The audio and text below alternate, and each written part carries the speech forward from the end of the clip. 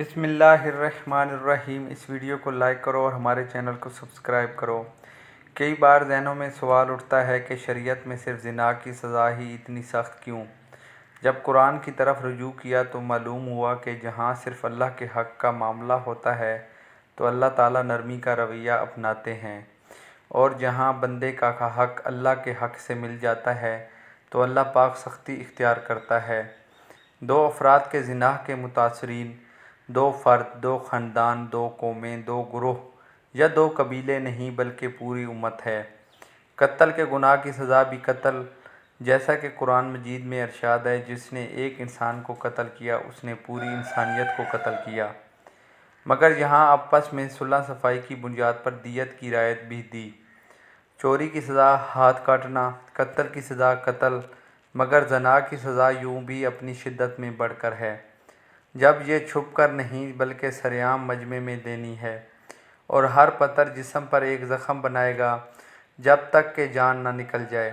اس سزا میں حکمت یہ ہے کہ جیسے اس گناہ کے عمل میں اس کے جسم کے ہر ٹشو نے لطف اٹھایا، تو اب موت بھی لمحہ لمحہ اور پل پل کی اذیت کے بعد ملے گی، یعنی زانی جب تک اپنے خون میں غسل نہ کرے اس کی توبہ قبول نہ ہوگی۔ مگر کیا اللہ پاک اتنے ہی بے انصاف ہیں کہ ایک گناہ کی اتنی بڑی سزا رکھ دی مگر اس سے بچنے کی کوئی ترکیب یا طریقہ نہ سکھایا؟ نہیں، ایسا ہرگز نہیں۔ اللہ پاک نے اس امت کو اپنے نبی صلی اللہ علیہ وآلہ وسلم کے واسطے سے قرآن حدیث کے ذریعے اس گناہ سے بچنے کے لیے پورا پلان پیش کیا۔ احکامات کی پوری لسٹ ہے، کام کرنے یا نہ کرنے کی مکمل فہرست ہمیں مہیا کی گئی۔ آئیے ان سب کا جائزہ لیتے ہیں۔ پہلا حکم استئذان یعنی اجازت طلب کرنا۔ کسی کے گھر یا کمرے میں بلا اجازت مت جاؤ۔ بھائی بہن کے، باپ بیٹی کے، ماں بیٹے کے کمرے میں جانے سے پہلے بھی اجازت طلب کرے۔ شریعت اس طرح ہمیں مزاج سکھا رہی ہے۔ آج اس حکم پر عمل نہ کرنے سے محرم رشتوں میں بھی خرابیاں آ رہی ہیں۔ گھر میں دو حصے رکھیں، پرائیویٹ رومز یعنی ذاتی، کامن رومز یعنی عام پرائیویٹ کمروں سے محرم اجازت سے اور اجنبی بالکل مت جائیں، تاکہ ایک دوسرے کو نامناسب حالت میں کبھی دیکھ ہی نہ سکیں۔ اس لیے مہمانوں کے لیے الگ الگ کمرے ہونے چاہیے تاکہ مرد ہی مردوں کو اور عورتیں ہی عورتوں کو اٹینڈ کر سکیں، کزن ہوں یا سسرالی رشتہ دار۔ مگر المیہ یہ ہے کہ ہمارے ہاں کھلم کھلا فیملی کزن کے کمروں میں جاتے ہیں، شیر خوانی ہوتے ہیں اور ہنسی مذاق اور مذاق چل رہی ہوتی ہیں۔ اسی دوران شیطان اپنا وار کرتا ہے، اور تو یاد رکھیں کہ مرد زبردست اور عورتیں زیر دست ہوتی۔ کیا یہ ممکن ہے کہ کوئی عورت پاک رہنا چاہے مگر مرد اس کو پاک نہ رہنے دے؟ دوسرا حکم نظر کی حفاظت، نظروں کو نیچا رکھیں اور اپنی حیا کی حفاظت کریں۔ یہ حکم مرد اور عورتوں دونوں کے لیے ہے۔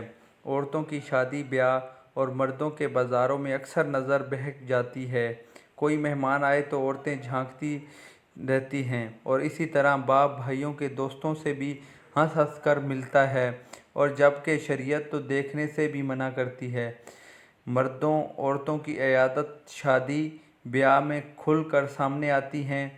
جب بے حیائی اپنے عروج پر ہوتی ہے تو دو اندھے اگر آمنے سامنے بیٹھے ہیں تو ان کو نہیں معلوم کہ سامنے والا کیسا، کتنی عمر کا ہے، مگر شریعت ایک نابینا اور اندھے کو بھی آمنے سامنے بیٹھنے سے منع کرتی ہے۔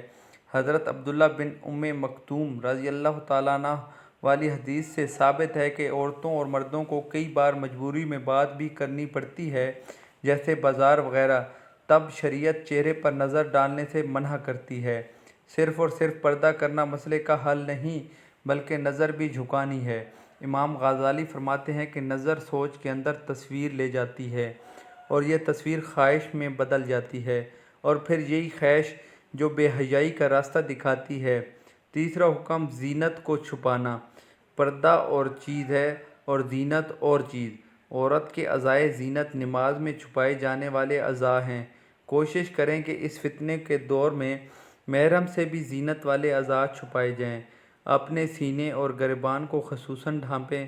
مرنے کے بعد اللہ پاک چار کپڑوں میں عورت کو ڈھانپ کر قبر میں بھیجنے کا کیوں کہتے ہیں؟ لیکن اب یہاں عورتوں نے زندگی میں 2 کپڑوں کا لباس معمول بنا لیا۔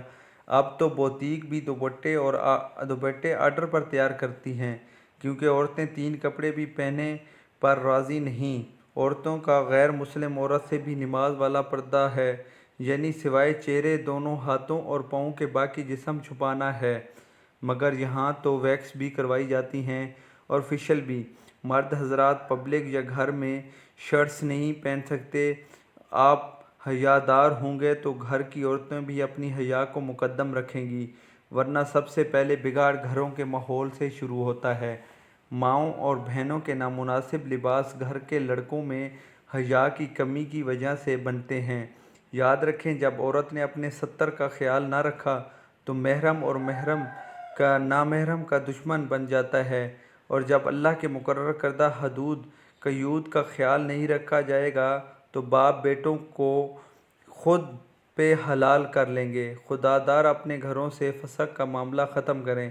چوتھا حکم بیوہ اور مطلقہ کا نکاح ہے۔ ان کے نکاح کا مقصد معاشرے کو پاک رکھنا ہے۔ بیوہ یا مطلقہ ازدواجی زندگی کے دور سے گزر چکی ہے اور ان کے نکاح میں تاخیر یا انکار معاشرے کے بگاڑ کا سبب بن سکتی ہے۔ یہ حکم اس مرد کے لیے بھی ہے جس کی بیوی مر جائے یا وہ طلاق دے دے۔ یاد رکھیں، شادی پر اصرار وہی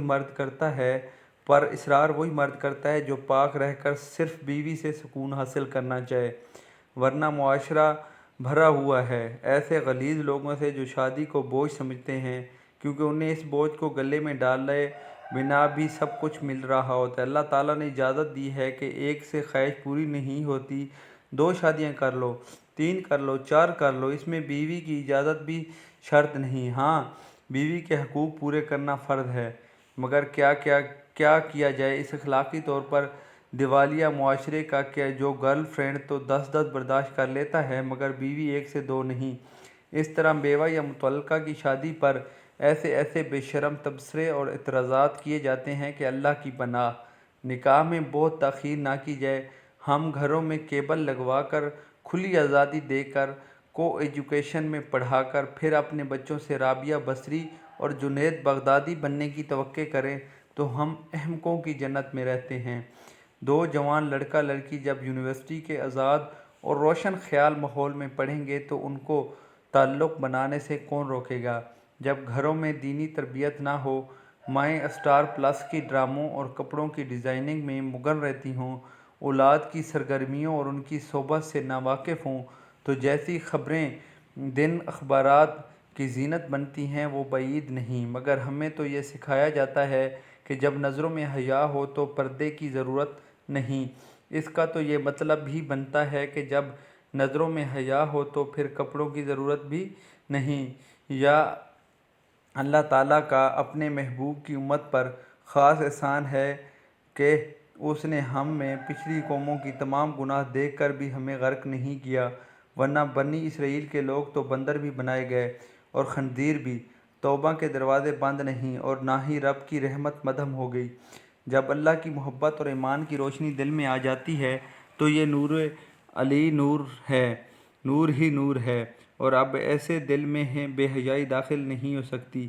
ایمان کا نور لینا ہے تو ان گھروں میں جا کر بیٹھ جاؤ جہاں صبح شام اللہ تعالیٰ کا ذکر اور تسبیح و پاکی بیان ہوتی ہے، یعنی مسجدیں۔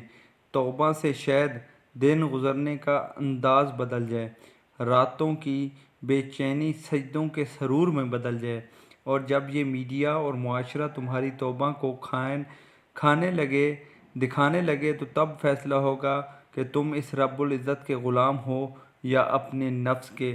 اگر آپ نے ہمارے چینل کو ابھی تک سبسکرائب نہیں کیا تو ہماری ریکویسٹ ہے کہ ہمارے چینل کو سبسکرائب کریں۔ شکریہ۔